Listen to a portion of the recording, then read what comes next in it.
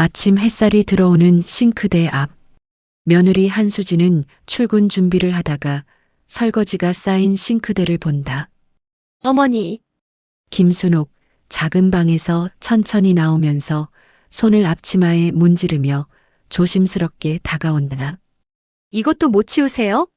하루 종일 집에 계시면서 뭘 하시는 거예요? 그게 손이 아파서. 매일 그 핑계예요. 손이 아프면 뭐라도 하셔야죠. 순옥이 고개를 숙인다. 진짜 집안 살림도 못 하시면서 왜 여기 계시는 건지 모르겠네요.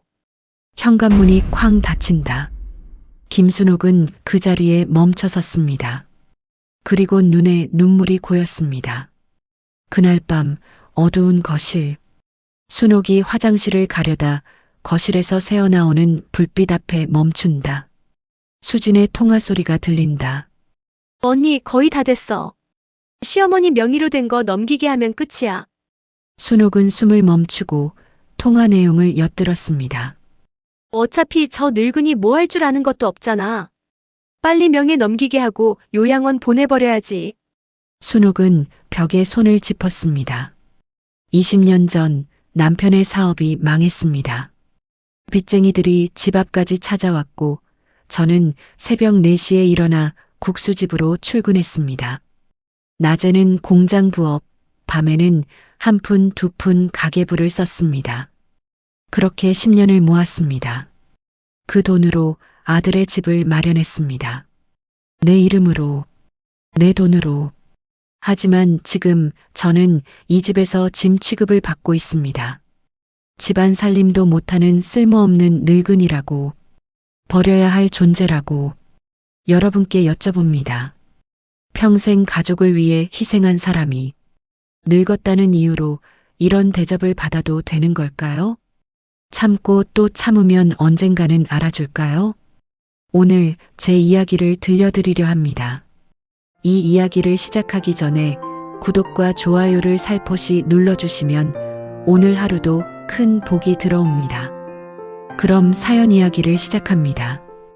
2022년 3월 경기도 수원. 영통구의 한 아파트 단지 앞에 작은 트럭 한 대가 멈춰 섰습니다. 이삿짐이라고 하기엔 초라했습니다. 낡은 캐리어 하나, 보따리 2개, 그리고 종이 상자 몇 개가 전부였습니다. 김순옥, 67세. 그녀는 트럭에서 내려 아파트를 올려다보았습니다. 32평형 아파트, 12층 창문에서 햇살이 반사되고 있었습니다. 순옥은 오랫동안 그 창문을 바라보았습니다. 입술이 미세하게 떨렸습니다.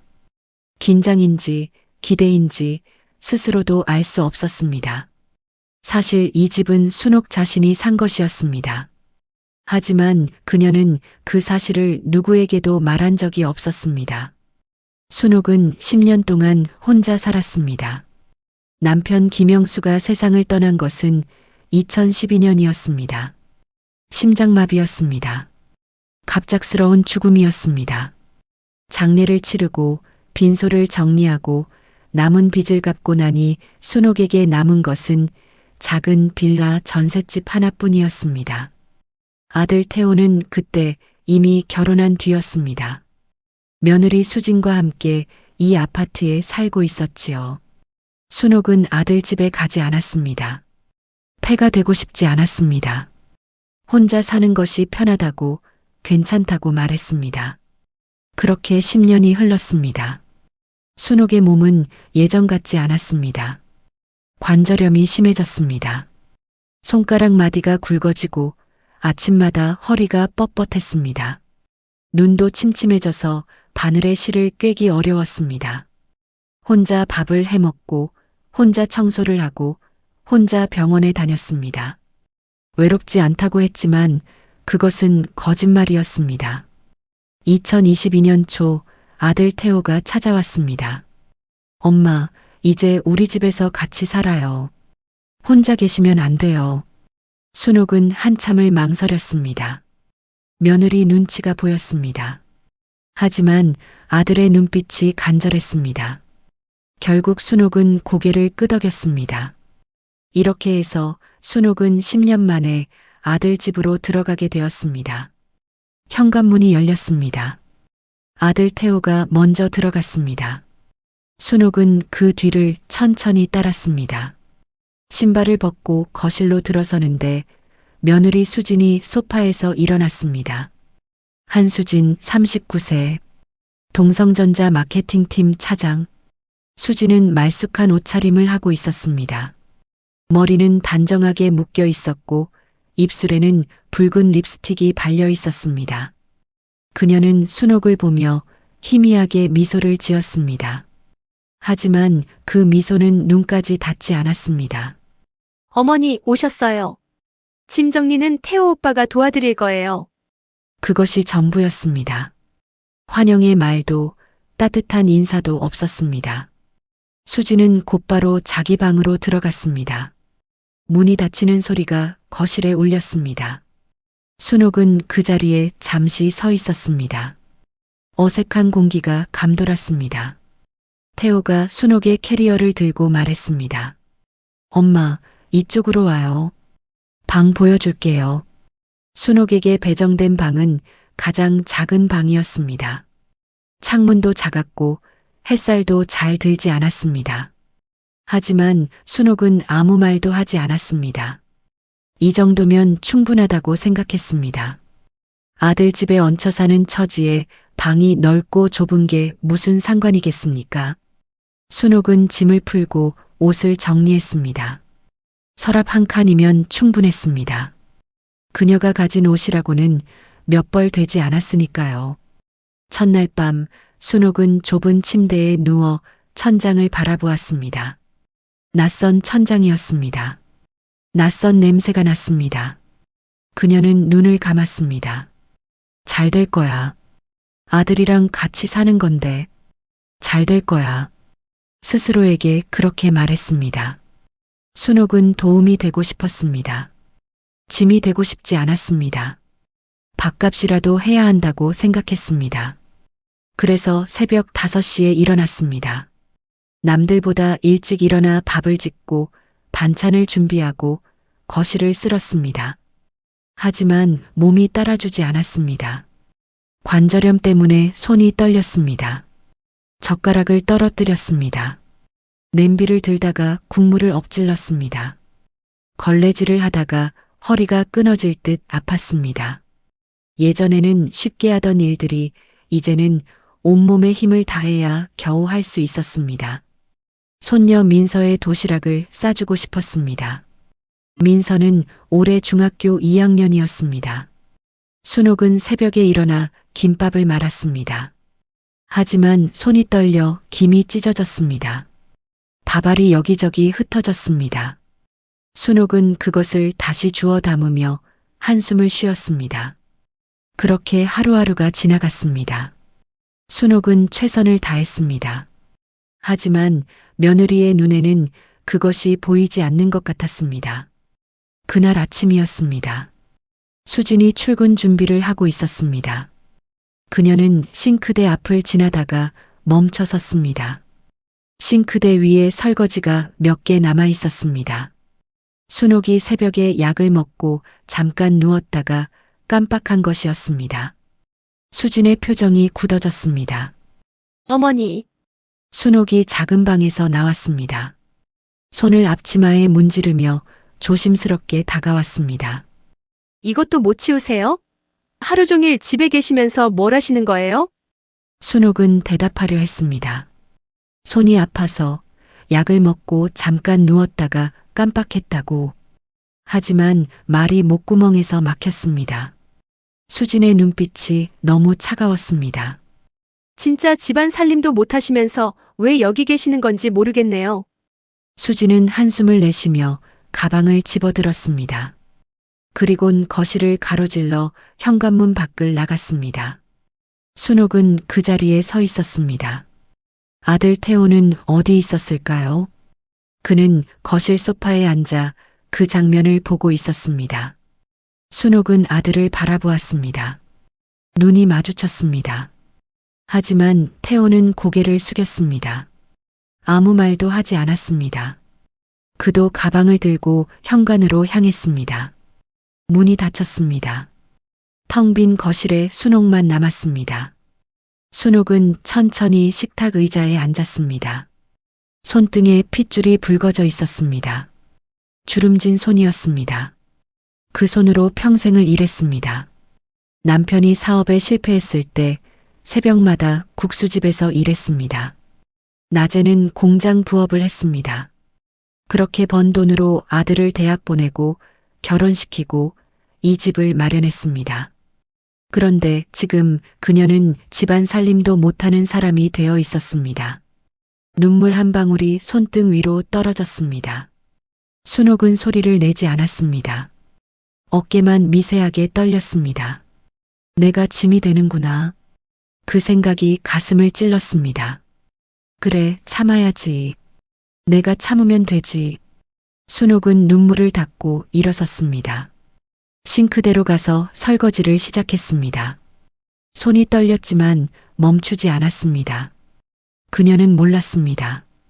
이것이 시작에 불과하다는 것을, 앞으로 더 큰 시련이 기다리고 있다는 것을, 그리고 그 시련 끝에 그녀의 인생이 완전히 뒤바뀌게 된다는 것을.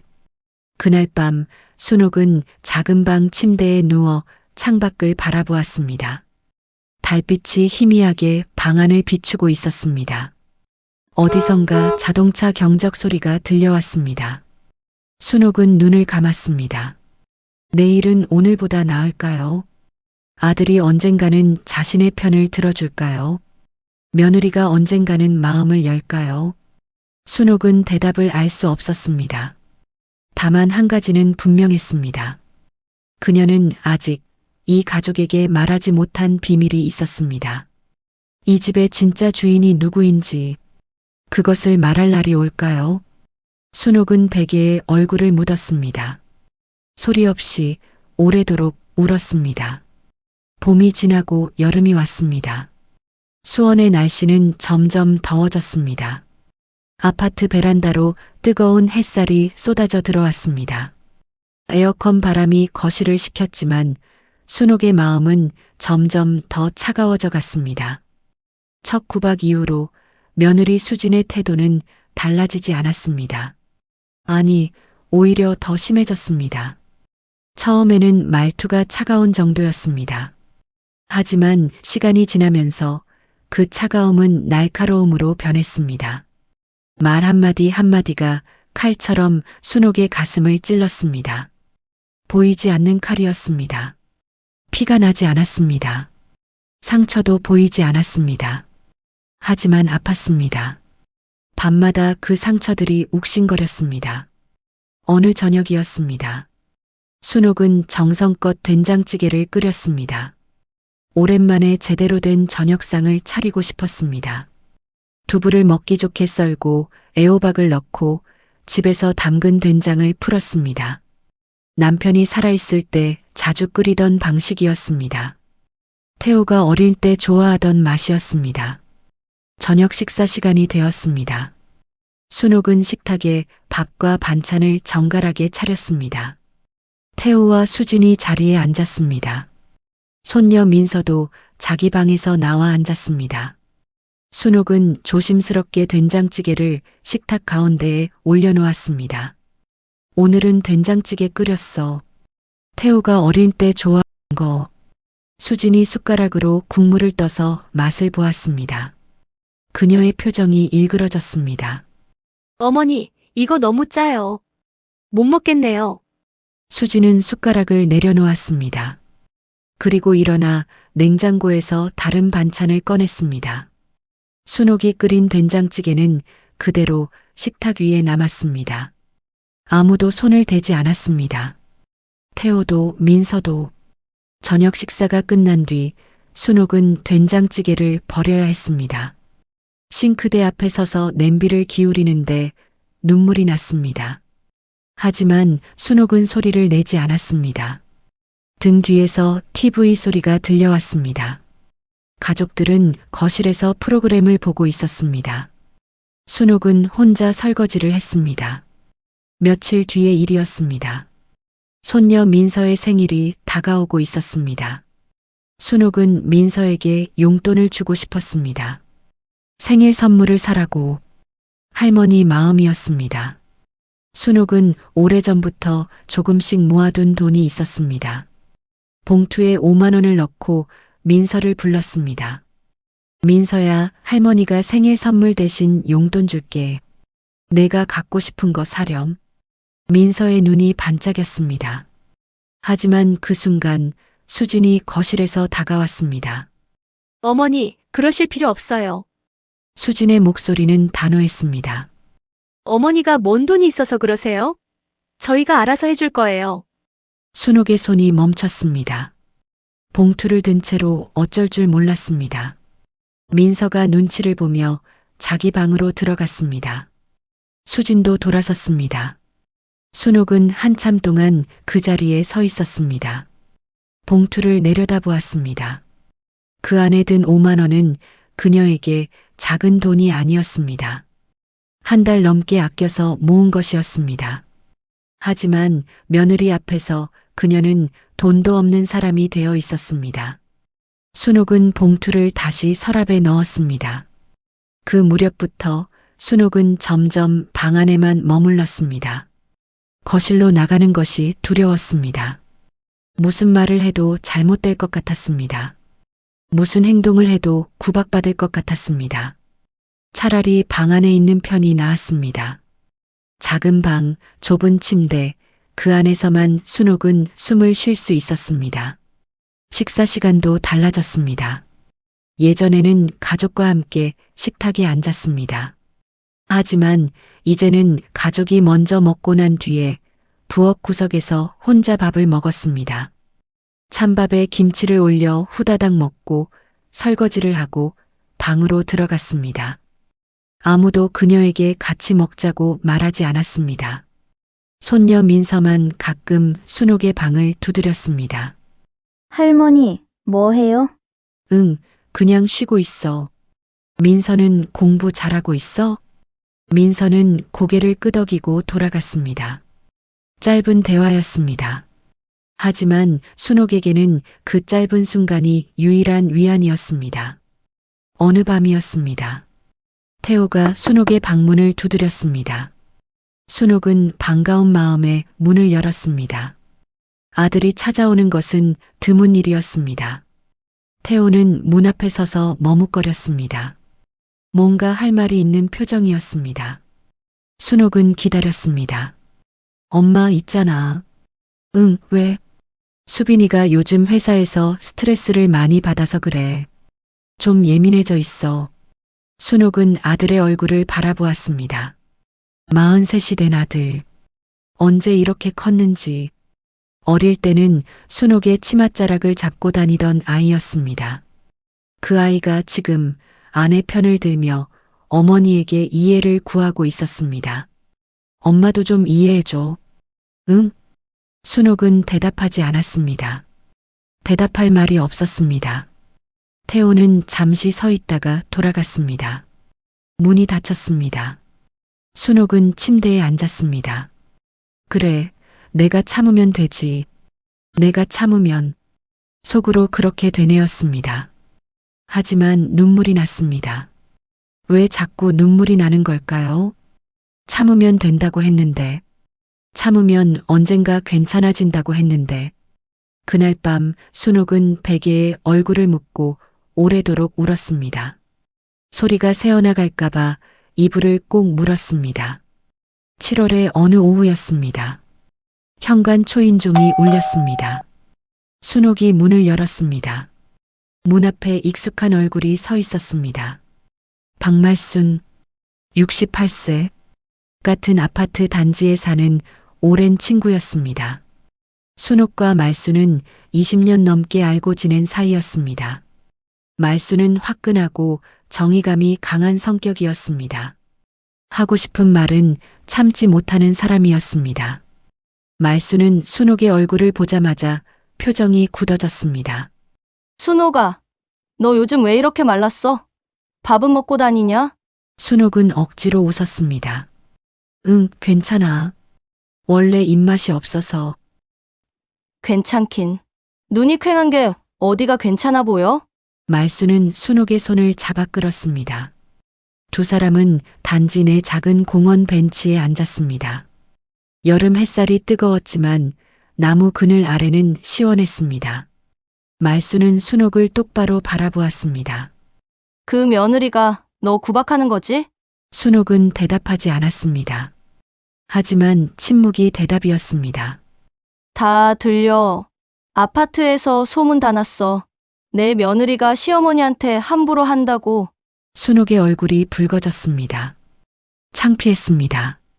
자신의 처지가 남들에게 알려졌다는 사실이 부끄러웠습니다. 순옥아, 내가 묻는 말에 솔직하게 대답해.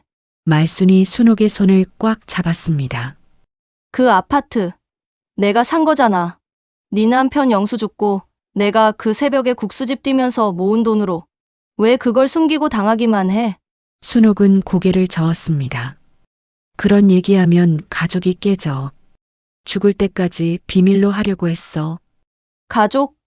널 이렇게 대하는 게 가족이야? 내가 없으면 그 집도 없었을 텐데? 순옥은 대답하지 못했습니다. 말순의 말이 가슴에 박혔습니다. 맞는 말이었습니다.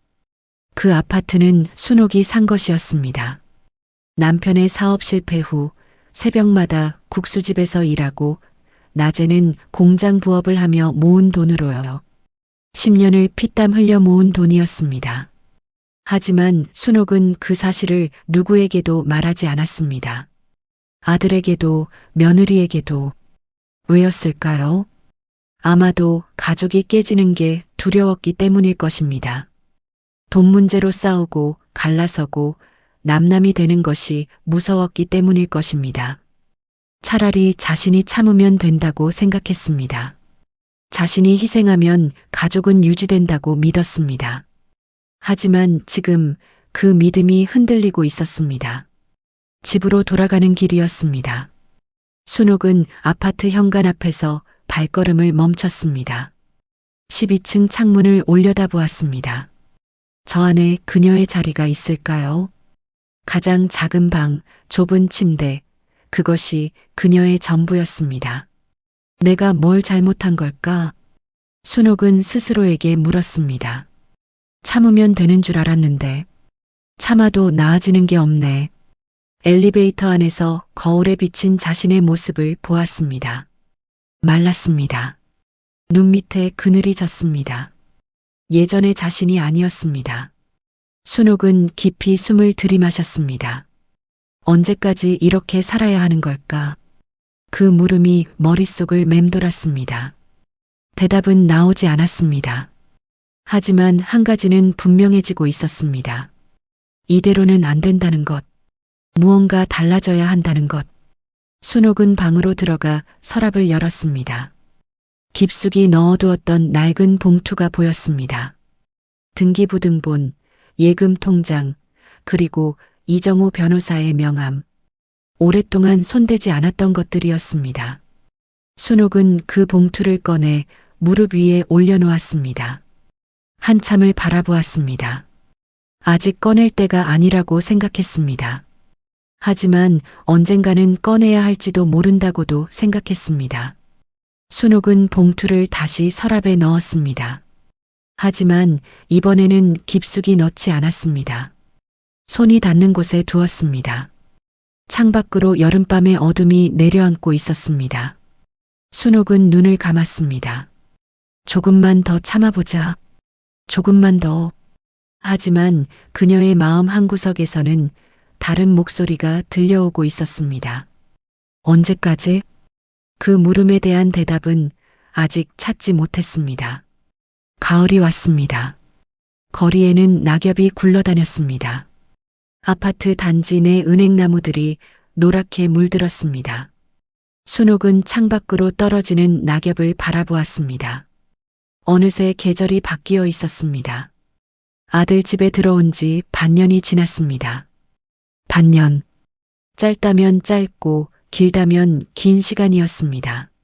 하지만 순옥에게 그 시간은 유난히 길게 느껴졌습니다.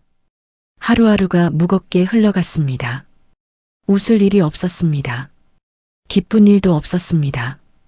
그저 버티는 것이 전부였습니다.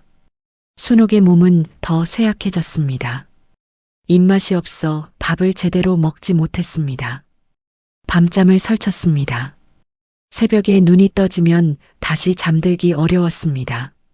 거울을 보면 낯선 사람이 서 있는 것 같았습니다. 광대뼈가 도드라지고 눈이 움푹 들어간 얼굴. 그것이 자신이라는 게 믿기지 않았습니다. 그래도 순옥은 포기하지 않았습니다. 가족을 위해 무언가를 해야 한다고 생각했습니다. 짐이 되지 않으려 애썼습니다. 할 수 있는 일을 찾으려 했습니다. 9월 중순의 어느 날이었습니다. 순옥은 오랜만에 특별한 저녁을 준비했습니다. 추석이 며칠 앞으로 다가왔기 때문이었습니다. 명절 음식을 미리 만들어 두면 며느리 수진의 부담이 줄어들 거라고 생각했습니다. 새벽부터 일어나 시장에 다녀왔습니다. 무릎이 아팠지만 참았습니다. 좋은 재료를 골랐습니다. 집에 돌아와 전을 부치고 잡채를 만들고 나물을 무쳤습니다. 손이 떨렸지만 멈추지 않았습니다. 저녁이 되었습니다. 식탁 위에 음식들이 가지런히 놓였습니다. 순옥은 뿌듯한 마음으로 가족을 불렀습니다. 얘들아, 저녁 먹자. 추석 음식 미리 만들어 봤어. 아들 태호가 먼저 식탁에 앉았습니다. 민서도 방에서 나왔습니다. 수지는 마지막으로 거실에서 일어나 식탁으로 왔습니다. 그녀의 표정은 무덤덤했습니다. 순옥은 조심스럽게 음식을 권했습니다. 전이랑 잡채 먼저 먹어봐. 수진이 바쁠까봐 미리 해뒀어. 수지는 젓가락으로 전을 집어 한 입 베어 물었습니다. 씹는 동작이 멈췄습니다. 그녀의 눈썹이 찌푸려졌습니다. 어머니, 이거 기름이 너무 많아요. 느끼해서 못 먹겠네요. 순옥의 손이 멈췄습니다. 그리고 잡채도요. 당면이 불었어요. 미리 만들어 두시면 이렇게 되는 거예요. 수지는 젓가락을 내려놓았습니다. 그리고 냉장고로 가서 배달 음식 전단지를 꺼냈습니다.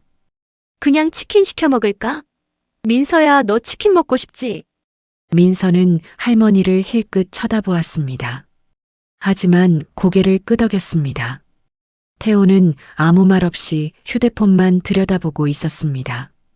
순옥은 자리에서 일어났습니다. 말없이 음식들을 치우기 시작했습니다. 아무도 막지 않았습니다. 아무도 괜찮다고 말하지 않았습니다. 부엌에서 혼자 음식을 버리며 순옥은 입술을 깨물었습니다. 새벽부터 준비한 것들이었습니다. 아픈 몸을 이끌고 시장까지 다녀온 것이었습니다. 하지만 그 노력은 아무 의미가 없었습니다. 내가 뭘 해도 안 되는구나. 그 생각이 머릿속을 가득 채웠습니다. 추석 연휴가 지났습니다.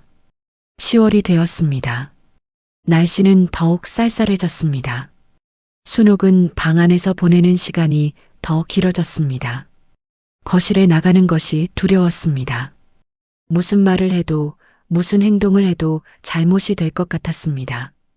어느 날 저녁 순옥은 부엌에서 설거지를 하고 있었습니다. 거실에서 태호와 수진의 대화 소리가 들려왔습니다. 처음에는 신경 쓰지 않으려 했습니다. 하지만 아파트라는 단어가 귀에 들어왔습니다. 순옥의 손이 멈췄습니다. 물소리를 줄이고 귀를 기울였습니다. 여보, 이 아파트 명의 문제 정리해야 하지 않아? 명예? 그게 무슨... 어머니 명의로 되어 있잖아. 어머니 연세도 있으시고 만약에 무슨 일이라도 생기면 복잡해져. 태호는 대답하지 않았습니다. 수진의 말이 이어졌습니다. 우리 앞으로 해두면 대출도 편하고 나중에 세금 문제도 간단해져. 어머니한테 말해봐. 그게 쉽지 않을 것 같은데. 뭐가 쉽지 않아? 어차피 나중에 우리 집 되는 건데. 미리 정리하는 게 낫지. 순옥은 싱크대를 잡았습니다. 손에 힘이 들어갔습니다.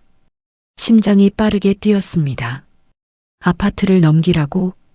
그 집은 순옥이 산 것이었습니다. 아무도 모르는 사실이었습니다. 남편의 사업 실패 후 순옥이 피땀 흘려 모은 돈으로 산 것이었습니다. 하지만 지금 며느리는 그 집을 자기 앞으로 넘기라고 하고 있었습니다. 순옥은 문을 잠그고 조용히 방으로 들어갔습니다. 침대에 앉았습니다. 손이 떨렸습니다. 설마 그래서 나를 데려온 건가? 그 생각이 스쳤습니다. 아들이 자신을 모시겠다고 한 것이 순수한 효심이 아니었을 수도 있다는 생각. 아파트 명의를 넘겨받기 위한 계산이었을 수도 있다는 생각. 순옥은 고개를 저었습니다. 아니다. 태호는 그런 아이가 아니다. 믿고 싶었습니다. 하지만 의심의 씨앗은 한번 심어지면 쉽게 사라지지 않았습니다. 며칠 뒤였습니다. 저녁 식사 후 태호가 순옥의 방으로 찾아왔습니다. 문을 두드리는 소리가 조심스러웠습니다. 순옥은 문을 열었습니다. 태호는 문 앞에 서서 머뭇거렸습니다. 평소와 달리 눈을 마주치지 못했습니다. 뭔가 할 말이 있지만 꺼내기 어려운 표정이었습니다. 엄마, 잠깐 얘기 좀 해도 돼? 그래, 들어와. 태호는 방 안으로 들어왔습니다. 작은 의자에 앉았습니다. 한참을 말없이 앉아 있었습니다. 순옥은 기다렸습니다. 엄마, 그 아파트 말인데. 순옥의 가슴이 철렁 내려앉았습니다. 명예 정리 좀 하면 어떨까 해서. 엄마 연세도 있으시고 나중에 복잡해지기 전에. 순옥은 아들의 얼굴을 바라보았습니다. 43이 된 아들. 눈을 피하고 있었습니다. 손을 무릎 위에 얹고 깍지를 끼웠다 풀었다 반복하고 있었습니다. 불편한 기색이 역력했습니다. 순옥은 알 수 있었습니다. 이것이 아들의 뜻이 아니라는 것을, 며느리가 시킨 것이라는 것을. 하지만 태호는 그것을 말하지 못하고 있었습니다. 알았다. 생각해 볼게. 그 말이 전부였습니다. 태호는 잠시 앉아 있다가 일어섰습니다. 응, 천천히 생각해. 급한 거 아니니까. 태호가 나갔습니다. 문이 닫혔습니다. 순옥은 한참 동안 그 자리에 앉아 있었습니다. 가슴이 먹먹했습니다. 아들이 자신에게 그런 말을 할 줄은 몰랐습니다. 물론 며느리가 시킨 것이겠지요. 하지만 그래도 아들이었습니다. 자신이 낳고 키운 아들이었습니다. 태호야, 너도 며느리 편이니? 물어보고 싶었습니다. 하지만 묻지 못했습니다. 대답이 두려웠습니다. 그날 밤이었습니다. 순옥은 잠이 오지 않았습니다. 침대에 누워 천장을 바라보았습니다. 시계 소리만 똑딱똑딱 울렸습니다. 자정이 넘었습니다. 목이 말랐습니다. 순옥은 일어나 방문을 열었습니다. 물을 마시러 부엌으로 가려는 참이었습니다. 그런데 방에서 불빛이 새어나왔습니다. 아들 부부의 방 쪽이었습니다. 순옥은 발소리를 죽이고 거실을 걸었습니다. 방에 가까워지자 목소리가 들렸습니다. 수진의 목소리였습니다. 전화 통화를 하고 있었습니다. 순옥은 거실벽에 몸을 붙이고 멈췄습니다. 숨을 죽였습니다. 언니 나야. 응, 거의 다 됐어. 수진의 목소리는 가벼웠습니다. 웃음기까지 섞여 있었습니다. 시어머니 명의로 된 거 있잖아. 그거 넘기게 하면 끝이야. 태호한테 말해서 어머니한테 얘기하겠거든. 순옥의 심장이 멈추는 것 같았습니다. 뭐 어렵지 않을 거야. 어차피 저 늙은이 뭐 할 줄 아는 것도 없잖아. 순옥은 벽에 손을 짚었습니다. 다리에 힘이 풀렸습니다. 아파트 명에 넘기면 대출 받아서 인테리어 새로 하려고. 그리고 어머니는 잠시 침묵이 흘렀습니다. 그리고 수진의 말이 이어졌습니다. 요양원 알아보고 있어. 빨리 보내버려야지. 여기서 같이 사는 거 진짜 힘들어 죽겠어. 순옥은 그 자리에 얼어붙었습니다. 요양원. 그 단어가 머릿속에서 맴돌았습니다. 며느리는 자신을 요양원에 보내려 하고 있었습니다. 아파트 명의를 넘겨받고 자신을 버리려 하고 있었습니다. 순옥의 눈에서 눈물이 흘러내렸습니다. 소리를 낼 수 없었습니다. 입을 손으로 막았습니다. 어깨가 떨렸습니다. 내가 버려야 할 짐이었구나. 평생 아들을 위해 살았습니다. 남편이 사업에 망했을 때 새벽마다 국수집에서 일했습니다. 손이 트고 허리가 휘도록 일했습니다. 그렇게 모은 돈으로 이 집을 샀습니다. 아들이 머리 누일 곳이라도 있어야 한다고 생각했습니다. 그런데 지금 그 아들의 아내는 자신을 요양원에 보내려 하고 있었습니다. 쓸모없는 늙은이라고, 짐덩이라고. 순옥은 벽을 짚으며 천천히 방으로 돌아갔습니다. 문을 닫고 침대에 주저앉았습니다. 온몸에 힘이 빠졌습니다. 그날 밤 순옥은 오래도록 울었습니다. 소리 없이 베개에 얼굴을 묻고 이불을 꼭 물고 울었습니다. 서러웠습니다. 억울했습니다. 하지만 그보다 더 큰 것은 허탈함이었습니다. 이게 내 인생인가? 67년을 살았습니다. 그중 대부분을 가족을 위해 살았습니다. 자신을 위해 산 적이 없었습니다. 늘 남편을 위해, 아들을 위해, 가족을 위해 참고 희생하고 버티는 것이 삶이라고 생각했습니다. 그런데 그 끝이 이것이었습니다. 쓸모없다는 말, 요양원에 보내겠다는 말, 그것이 자신이 받은 대가였습니다. 눈물이 마를 때쯤 순옥은 천천히 몸을 일으켰습니다. 서랍으로 다가갔습니다. 손이 닿는 곳에 두었던 낡은 봉투를 꺼냈습니다. 등기부등본, 예금통장, 이정우 변호사의 명함. 순옥은 오랫동안 그것들을 바라보았습니다. 20년 전 이 서류들을 받아들던 날이 떠올랐습니다. 부동산 사무소에서 계약서에 도장을 찍던 순간 매수인 김순옥이라고 적힌 그 이름. 그때는 뿌듯했습니다. 내 힘으로 집을 마련했다는 것이 자랑스러웠습니다. 하지만 그것을 말하지 않았습니다. 아들에게도 며느리에게도 돈 문제로 가족이 갈라지는 게 싫었습니다. 자신이 희생하면 된다고 생각했습니다. 그게 잘못이었나? 순옥은 스스로에게 물었습니다. 말했어야 했나? 진작에. 대답은 나오지 않았습니다. 하지만 한 가지는 분명해지고 있었습니다. 더 이상 참기만 해서는 안 된다는 것. 순옥은 명함을 손에 쥐었습니다. 이정우 변호사. 남편이 살아있을 때부터 알던 사람이었습니다. 남편 사망 후 재산 정리를 도와준 사람이었습니다. 내일 한번 찾아가 봐야겠다. 순옥은 명함을 가슴에 품었습니다. 결심이 섰습니다. 창밖으로 새벽빛이 희미하게 밝아오고 있었습니다. 긴 밤이었습니다. 하지만 그 밤이 지나고 나니 순옥의 눈빛이 달라져 있었습니다. 더 이상 고개 숙이고 참기만 하는 눈이 아니었습니다. 무언가를 결심한 사람의 눈이었습니다. 아침이 밝았습니다. 순옥은 새벽잠을 설친 끝에 겨우 눈을 떴습니다. 창문 사이로 희뿌연 햇살이 스며들었습니다. 몸은 피곤했지만 마음은 이상하게 가벼웠습니다. 밤새 울고 나니 오히려 머리가 맑아진 기분이었습니다. 순옥은 침대에서 일어나 거울을 보았습니다. 눈이 부어 있었습니다. 하지만 그 눈빛은 어젯밤과 달랐습니다. 흔들리지 않았습니다. 무언가를 결심한 사람의 눈이었습니다.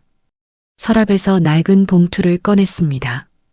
등기부등본, 예금통장, 그리고 이정우 변호사의 명함. 순옥은 그것들을 가방에 넣었습니다. 외출복으로 갈아입었습니다. 오랜만에 단정하게 차려입었습니다. 거실로 나가니 아무도 없었습니다. 태호와 수지는 이미 출근한 뒤였습니다. 민서도 학교에 간 듯했습니다. 텅 빈 아파트에 순옥만 남아 있었습니다. 순옥은 현관에서 신발을 신었습니다. 문을 열기 전 잠시 뒤를 돌아보았습니다. 거실, 부엌, 그리고 자신이 머물던 작은 방. 반년 동안 숨죽이며 살았던 공간이었습니다. 순옥은 고개를 돌리고 문을 열었습니다. 수원역 근처의 법률사무소. 순옥은 익숙한 건물 앞에 섰습니다. 5층에 있는 이정우 법률사무소. 남편이 살아있을 때 몇 번 함께 왔던 곳이었습니다. 남편 사망 후 재산 정리를 도와준 곳이기도 했습니다. 그 뒤로 10년 넘게 발길을 끊었습니다. 특별히 찾아올 일이 없었으니까요. 엘리베이터를 타고 5층에 내렸습니다. 사무실 문을 열고 들어갔습니다. 접수대에 앉아있던 직원이 고개를 들었습니다. 어떻게 오셨어요? 이정우 변호사님 계신가요? 김영수 씨 부인입니다. 김순옥이요. 직원이 잠시 안쪽으로 들어갔다가 나왔습니다. 이쪽으로 오시라고 안내했습니다. 이정우 변호사는 52세의 중년 남성이었습니다. 흰머리가 섞인 단정한 머리, 온화한 인상. 그는 순옥을 보자 반갑게 일어섰습니다. 사모님, 오랜만입니다. 10년 만이네요. 어떻게 오셨어요? 순옥은 의자에 앉았습니다. 가방에서 낡은 봉투를 꺼냈습니다. 손이 미세하게 떨렸습니다. 변호사님, 확인하고 싶은 게 있어서요. 이정우 변호사는 고개를 끄덕이며 기다렸습니다. 이 집이요. 영통구 아파트. 정말 제 명에 맞지요? 제가 산 거 맞지요? 순옥은 등기부등본을 내밀었습니다. 이정우 변호사가 서류를 받아들고 확인했습니다. 컴퓨터로 등기 정보를 조회했습니다. 잠시 후 고개를 끄덕였습니다. 네, 맞습니다. 2004년 5월에 사모님 명의로 매입하셨고 지금까지 변동 없습니다. 소유권 전부 사모님 앞으로 되어 있어요. 순옥은 숨을 내쉬었습니다. 안도의 숨이었습니다. 알고 있던 사실이었지만 전문가에게 확인받으니 마음이 놓였습니다. 이정우 변호사가 다른 서류를 꺼냈습니다. 그리고 여기 사모님 앞으로 된 예금도 있습니다. 잔액이 3,200만 원 정도 됩니다. 남편분 보험금 일부랑 그동안 모으신 거요. 순옥은 그 숫자를 바라보았습니다. 3,200만 원. 큰 돈은 아니었습니다. 하지만 혼자 살기에는 충분한 돈이었습니다. 사모님, 혹시 무슨 일 있으신 거예요? 갑자기 이걸 확인하시려는 이유가 순옥은 잠시 망설였습니다. 하지만 숨길 필요가 없다고 생각했습니다. 아들 내외가 아파트 명의를 넘기라고 하더라고요. 그래서 확인하러 왔어요. 이정우 변호사의 표정이 굳어졌습니다. 그는 잠시 생각하더니 조심스럽게 말했습니다. 사모님, 법적으로 이 집은 사모님 것입니다. 누구도 강제로 명의를 바꿀 수 없어요. 사모님이 원하지 않으면요. 순옥은 고개를 끄덕였습니다. 그리고 만약 사모님이 원하시면 이 집을 처분하거나 전세를 놓을 수도 있습니다. 그 돈으로 다른 곳에서 사실 수도 있고요. 선택은 사모님께 있습니다. 선택. 그 단어가 가슴에 와닿았습니다. 그동안 순옥은 선택권이 없다고 생각했습니다. 아들 집에 얹혀 사는 처지라고, 눈치를 봐야 한다고, 참아야 한다고 생각했습니다. 하지만 아니었습니다. 선택권은 처음부터 자신에게 있었습니다. 다만 그것을 잊고 있었을 뿐이었습니다. 순옥은 서류를 가방에 넣고 일어섰습니다. 감사합니다, 변호사님. 도움이 많이 됐어요. 사모님, 어떤 결정을 하시든 신중하게 하세요. 그리고 도움이 필요하시면 언제든 연락 주시고요. 순옥은 고개를 숙여 인사하고 사무실을 나왔습니다. 밖으로 나오니 햇살이 눈부셨습니다. 10월의 수원. 하늘이 높고 맑았습니다. 거리에는 사람들이 바쁘게 오가고 있었습니다. 평범한 가을날이었습니다. 하지만 순옥에게는 평범하지 않은 날이었습니다. 순옥은 천천히 걸었습니다. 수원역 앞 광장을 지나 작은 공원 벤치에 앉았습니다. 가방에서 서류를 꺼내 다시 한번 바라보았습니다. 내 이름으로, 내 돈으로, 20년 전의 일이 떠올랐습니다. 남편의 사업 실패, 빚쟁이들이 집 앞까지 찾아오던 날, 순옥은 울지 않았습니다. 대신 매일같이 새벽 4시에 일어나 수원역 근처 국수집으로 출근했습니다. 그 식당은 지금도 있을까요?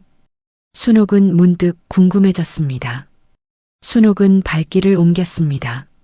수원역 뒷골목, 오래된 상가들이 늘어선 거리, 기억을 더듬어 걸었습니다. 골목 끝에 낡은 간판이 보였습니다. 원조 수원 국수, 20년 전 그대로였습니다. 간판 글씨가 바래고 건물이 낡았지만 그 자리에 여전히 있었습니다. 순옥은 가게 앞에 멈춰 섰습니다. 유리창 너머로 손님들이 보였습니다. 국밥을 먹고 있는 사람들, 그 뒤로 주방에서 일하는 아주머니가 보였습니다. 순옥은 들어가지 않았습니다. 그냥 바라만 보았습니다. 저 주방에서 10년을 일했습니다. 새벽 4시에 출근해서 오전 11시까지 육수를 끓이고 밥을 푸고 설거지를 했습니다. 손이 트고 허리가 아팠습니다. 하지만 멈추지 않았습니다. 아들에게 집 한 채 마련해주고 싶었으니까요. 그 돈으로 산 집이었습니다. 그런데 지금 그 집에서 자신은 짐 취급을 받고 있었습니다. 순옥은 쓴웃음을 지었습니다. 눈가에 눈물이 맺혔지만 흘리지 않았습니다. 이제 됐어. 이제 알았어. 순옥은 몸을 돌렸습니다. 집으로 향했습니다. 저녁이 되었습니다. 순옥이 아파트에 도착했을 때 가족들은 모두 집에 있었습니다. 태호와 수지는 거실 소파에 앉아 TV를 보고 있었습니다. 민서는 자기 방에 있는 듯 했습니다. 순옥이 현관문을 열고 들어오자 수진이 고개를 돌렸습니다. 어머니, 어디 다녀오셨어요? 말씀도 없이. 예전의 순옥이었다면 움츠러들었을 것입니다. 미안하다고, 잠깐 볼 일이 있었다고 변명했을 것입니다. 하지만 오늘은 달랐습니다. 좀 볼 일이 있어서.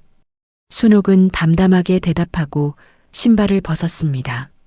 거실로 들어왔습니다.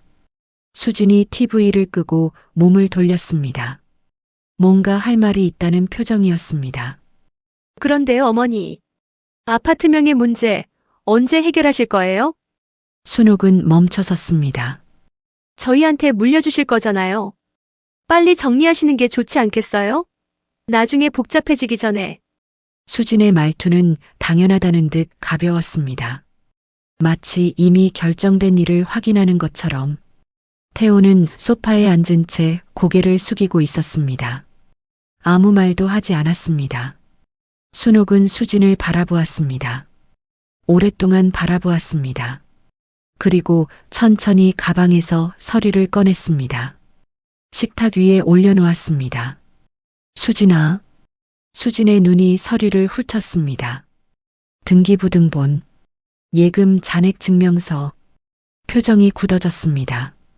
이 집은 내가 산 거야. 거실에 정적이 흘렀습니다. 네. 태호 아버지가 사업 망하고 빚쟁이들이 들이닥쳤을 때 내가 새벽마다 국수집에서 일했어. 순옥의 목소리는 떨리지 않았습니다. 차분했습니다. 오랜 세월 삭혀왔던 말들이 비로소 입 밖으로 나오고 있었습니다. 낮에는 공장 부업하고 그렇게 10년 모은 돈으로 이 집을 샀어. 내 이름으로, 내 돈으로. 태호가 소파에서 일어섰습니다. 얼굴이 창백해져 있었습니다. 엄마, 그게 무슨... 태호야, 나는 내가 최소한 머리 누일 곳은 있어야 한다고 생각했어. 그래서 일단은 내 이름으로 해뒀지. 언젠가 너한테 주려고. 순옥은 아들을 바라보았습니다. 43이 된 아들. 자신이 낳고 키운 아이. 그 아이가 지금 충격에 빠져 말을 잇지 못하고 있었습니다. 근데 오늘 내 마음이 바뀌었어. 수진이 벌떡 일어섰습니다. 잠깐만요, 어머니. 그러시면 안 되죠.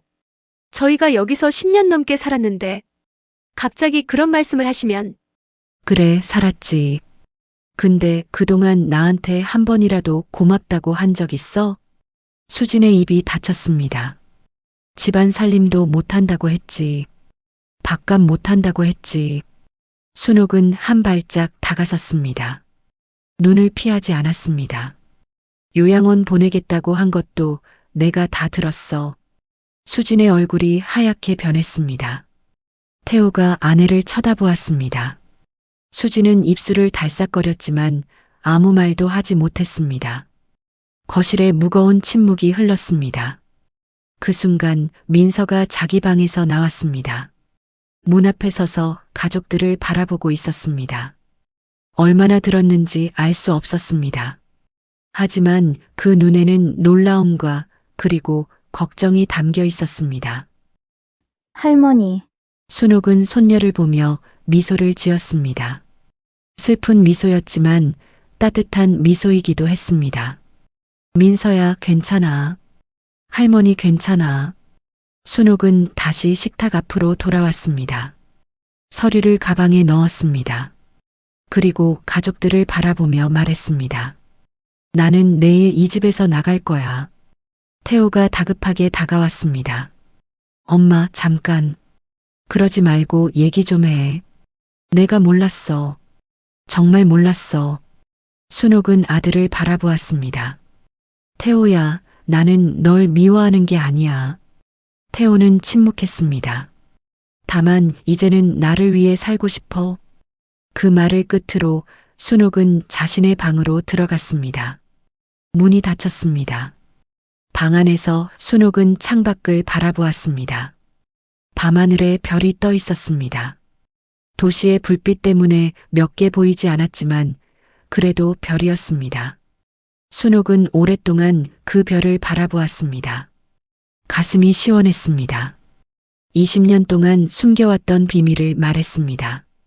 억울함을 토해냈습니다. 무겁던 짐을 내려놓은 기분이었습니다. 두렵지 않았습니다. 내일 이 집을 나가면 어디로 가야 할지, 어떻게 살아야 할지 아직 정해진 것은 없었습니다. 하지만 괜찮았습니다. 선택권은 자신에게 있었으니까요. 67년을 살면서 처음으로 오롯이 자신을 위한 선택을 하려 하고 있었습니다. 순옥은 작게 미소 지었습니다. 내일이 기대되었습니다. 2022년 11월 수원에 첫서리가 내렸습니다. 순옥은 영통구 아파트를 나왔습니다. 캐리어 하나, 작은 가방 하나. 처음 이 집에 들어올 때와 비슷한 짐이었습니다. 달라진 것은 없었습니다.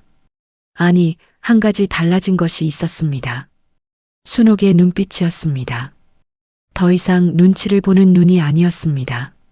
앞을 향해 똑바로 바라보는 눈이었습니다.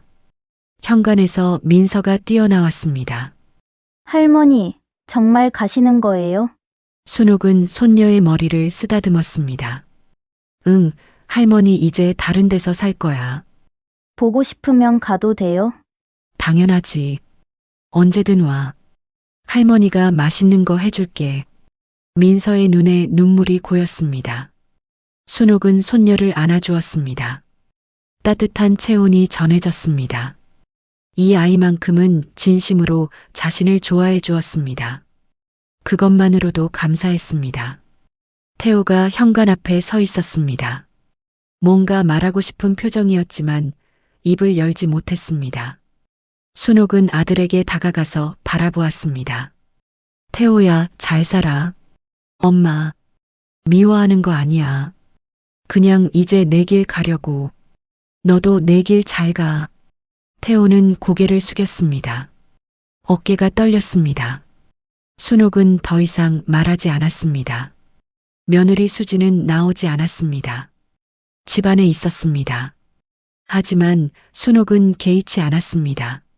작별 인사를 기대하지도 않았기 때문입니다. 그렇게 순옥은 어딘가로 향해 나아갔습니다. 순옥의 새 보금자리는 수원역 근처의 작은 오피스텔이었습니다. 15평 남짓한 공간, 원룸이었습니다.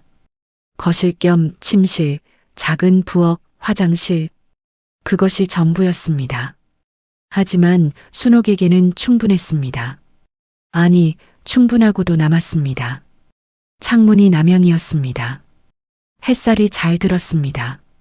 아침에 눈을 뜨면 방 안 가득히 빛이 쏟아졌습니다. 영통구 아파트의 작은 방과는 달랐습니다.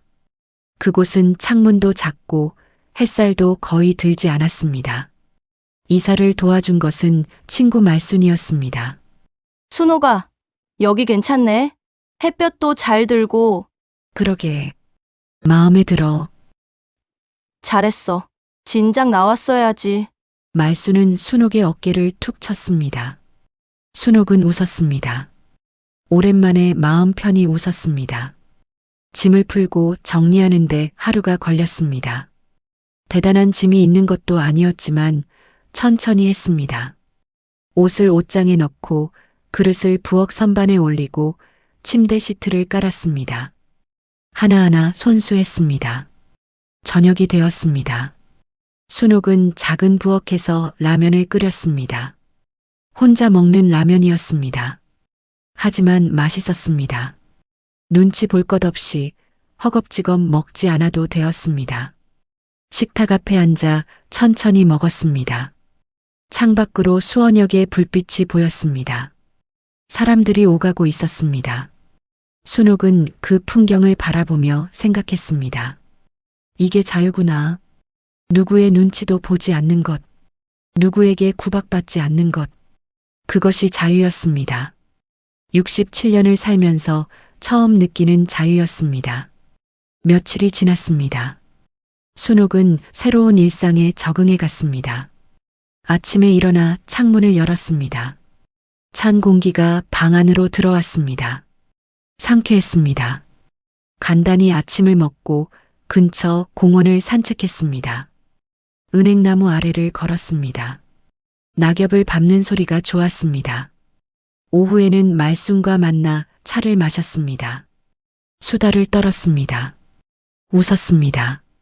저녁에는 집에 돌아와 TV를 보거나 책을 읽었습니다. 아무도 방해하지 않았습니다. 아무도 잔소리하지 않았습니다. 영통구 아파트는 전세를 놓았습니다. 이정우 변호사가 절차를 도와주었습니다. 보증금으로 받은 돈과 예금을 합치니 생활에 걱정이 없었습니다. 넉넉하지는 않았지만 검소하게 살면 충분했습니다. 순옥은 작은 행복들을 발견해 갔습니다. 아침에 눈을 떴을 때 창문으로 쏟아지는 햇살, 산책길에서 만난 고양이, 슈퍼에서 산 귤의 달콤한 맛, 밤에 베개에 머리를 대고 잠드는 평화로운 순간, 예전에는 느끼지 못했던 것들이었습니다. 아니, 느낄 여유가 없었던 것들이었습니다. 이렇게 살아도 되는구나. 순옥은 깨달았습니다. 희생하지 않아도, 참지 않아도 괜찮다는 것을, 자신을 위해 살아도 된다는 것을. 11월 셋째 주 토요일이었습니다. 초인종이 울렸습니다. 순옥은 문을 열었습니다. 문 앞에 민서가 서 있었습니다. 교복 대신 사복을 입고 있었습니다. 손에는 작은 케이크 상자가 들려 있었습니다. 할머니, 저 왔어요. 순옥의 얼굴에 환한 미소가 퍼졌습니다. 어머, 민서야. 어서 와. 어떻게 왔어? 버스 타고 왔어요. 할머니 새 집 보고 싶었어요. 민서가 안으로 들어왔습니다. 작은 오피스텔을 둘러보았습니다. 그리고 활짝 웃었습니다. 할머니, 여기 좋다. 햇볕 진짜 잘 들어요. 그렇지?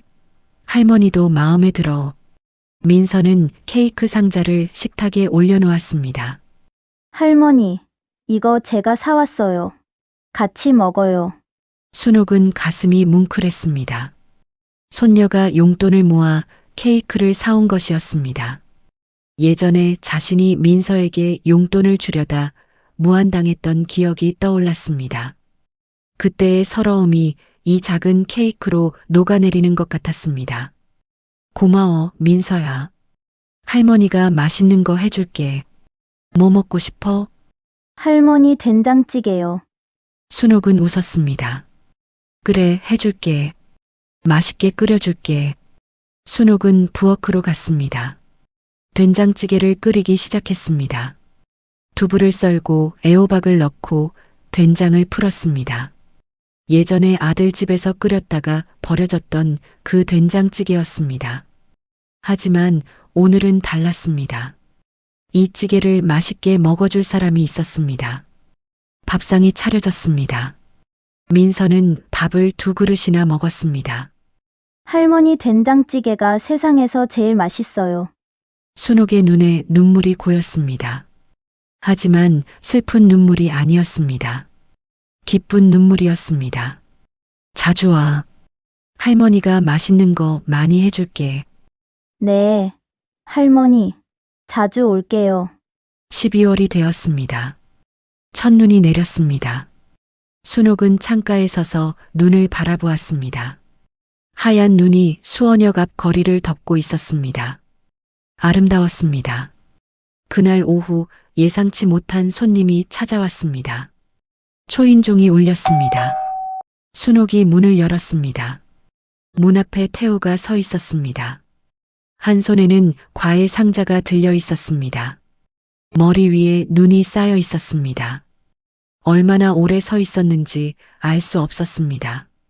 순옥은 말없이 아들을 바라보았습니다. 태호도 말없이 어머니를 바라보았습니다. 엄마, 나야. 그래. 들어와. 태호가 안으로 들어왔습니다. 신발을 벗고 작은 거실에 섰습니다. 어색한 침묵이 흘렀습니다. 태호가 먼저 입을 열었습니다. 엄마, 미안해. 순옥은 대답하지 않았습니다. 정말 몰랐어. 엄마가 그렇게 고생해서 그 집을 산 줄. 새벽마다 국수집에서 일한 줄. 태호의 목소리가 떨렸습니다. 나는 그냥 아버지가 남긴 집인 줄 알았어. 아니, 솔직히 생각도 안 해봤어. 당연하게 여겼어. 순옥은 아들을 바라보았습니다. 43이 된 아들. 어릴 때는 업고 다니던 아이였습니다. 밤새 아파서 울면 안아서 달래주던 아이였습니다. 그 아이가 지금 자신 앞에서 고개를 숙이고 있었습니다. 수빈이가 한 말도 나중에 알았어. 요양원 얘기. 엄마 다 들었다고 했을 때 진짜 할 말이 없었어.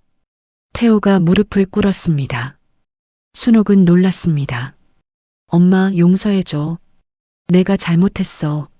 엄마 편에 서지 못한 거, 눈 감고 있었던 거, 다 내 잘못이야. 순옥은 한참 동안 아들을 내려다보았습니다. 가슴이 복잡했습니다. 분노도 있었고 서러움도 있었습니다. 하지만 그보다 더 큰 것은 안쓰러움이었습니다. 저 아이도 힘들었겠지. 아내와 어머니 사이에서 눈치 보느라 저 아이도 나름대로 고통스러웠겠지. 순옥은 천천히 몸을 낮춰 아들의 어깨를 잡았습니다. 일어나. 침묵. 일어나라니까. 태호가 천천히 일어났습니다. 눈가가 붉어져 있었습니다. 태호야, 나는 널 미워하지 않아. 엄마, 처음에는 원망했어. 왜 내 편을 안 들어주냐고. 왜 그 자리에서 아무 말도 안 하냐고. 순옥의 눈에도 눈물이 고였습니다. 근데 이제는 괜찮아. 진짜야. 여기 와서 살면서 많이 생각했어. 순옥은 창밖을 바라보았습니다. 눈이 계속 내리고 있었습니다. 내가 너무 오래 참았던 거야. 말했어야 했어. 그 집이 내 집이라고. 내가 그렇게 힘들다고. 근데 말 안 하고 혼자 삭혔지. 침묵. 그게 내 잘못이야. 너만 탓할 게 아니야. 태호는 고개를 숙였습니다. 어깨가 떨렸습니다. 이제 됐어. 과거는 과거고 앞으로 잘하면 돼. 순옥은 아들의 손을 잡았습니다. 43이 되어도 여전히 자신의 아들이었습니다. 효도하겠다고 안 해도 돼. 그냥 가끔 얼굴 보여줘. 민서 데리고 밥 먹으러 와. 그거면 충분해. 태호가 고개를 들었습니다. 눈물이 볼을 타고 흘렀습니다. 엄마 사랑해. 순옥은 미소 지었습니다. 오랜만에 듣는 말이었습니다. 나도. 저녁이 되었습니다. 순옥은 태호에게 밥을 해주었습니다. 된장찌개와 계란말이 그리고 김치, 소박한 밥상이었습니다. 태호는 남김없이 먹었습니다. 엄마 밥이 제일 맛있어. 옛날부터. 그래, 다행이네. 밥을 먹고 태호는 집을 나섰습니다. 현관에서 신발을 신으며 말했습니다. 엄마, 크리스마스 때 민서랑 같이 올게. 수빈이는 시간이 좀 필요할 것 같아. 그래, 천천히 해. 억지로 하면 안 돼. 응. 엄마 건강해. 아프면 바로 연락하고. 알았어. 너도 조심해서 가. 태호가 나갔습니다. 순옥은 창가로 갔습니다. 아래를 내려다보았습니다. 잠시 후 태호가 오피스텔 건물에서 나왔습니다. 태호는 뒤를 돌아보았습니다. 순옥과 눈이 마주쳤습니다. 태호가 손을 흔들었습니다. 순옥도 손을 흔들었습니다. 태호의 모습이 눈 속으로 사라졌습니다. 그날 밤 순옥은 작은 베란다에 나갔습니다. 눈이 그쳤습니다. 구름 사이로 별이 보였습니다. 차가운 바람이 불었지만 가슴은 따뜻했습니다. 순옥은 베란다 난간에 기대어 밤하늘을 올려다보았습니다. 이제야 내 집이네. 아파트가 아니었습니다. 큰 집도 아니었습니다. 작은 오피스텔, 15평 남짓한 공간. 하지만 이곳은 온전히 그녀의 것이었습니다. 누구의 눈치도 볼 필요 없는, 누구에게 구박받지 않는 그녀만의 자리. 67년을 살았습니다. 그중 대부분을 남을 위해 살았습니다. 남편을 위해, 아들을 위해, 가족을 위해. 참고, 희생하고, 버티는 것이 인생이라고 생각했습니다. 하지만 이제는 알았습니다. 그것만이 전부가 아니라는 것을, 자신을 위해 사는 것도 삶이라는 것을 늦었다고 생각하지 않았습니다. 67세, 아직 살 날이 남아 있었습니다. 그 남은 날들을 자신을 위해 쓰기로 했습니다. 순옥은 하늘을 향해 작게 미소 지었습니다. 수고했어, 순옥아. 이제 좀 쉬어도 돼. 바람이 불었습니다. 차가웠지만 상쾌했습니다. 순옥은 눈을 감았습니다. 내일도 햇살이 창문으로 쏟아질 것입니다. 공원을 산책할 것입니다. 말순과 차를 마실 것입니다. 민서가 놀러 올 것입니다. 평범한 하루가 이어질 것입니다. 그 평범함이 지금 순옥에게는 가장 큰 행복이었습니다. 에필로그 2023년 봄 순옥의 작은 오피스텔 베란다에는 화분이 늘어 있었습니다. 봄꽃이 피어 있었습니다. 순옥이 직접 키운 것이었습니다. 민서는 한 달에 2~3번씩 할머니를 찾아왔습니다. 태호도 가끔 들렀습니다. 밥을 먹고 이야기를 나누고 돌아갔습니다. 수진과는 아직 어색했지만 시간이 해결해 줄 것이라고 생각했습니다. 굳이 서두르지 않았습니다. 순옥은 매일 아침 창문을 열었습니다. 봄바람이 들어왔습니다. 따뜻했습니다. 살아있다는 건 이런 거구나. 순옥은 생각했습니다. 숨 쉬는 것, 햇살을 느끼는 것, 사랑하는 사람과 밥을 먹는 것. 그것이 삶이었습니다. 거창한 것이 아니었습니다. 소박하고 작고 평범한 것들. 그것이 모여 인생이 되는 것이었습니다. 순옥은 오늘도 화분에 물을 주었습니다.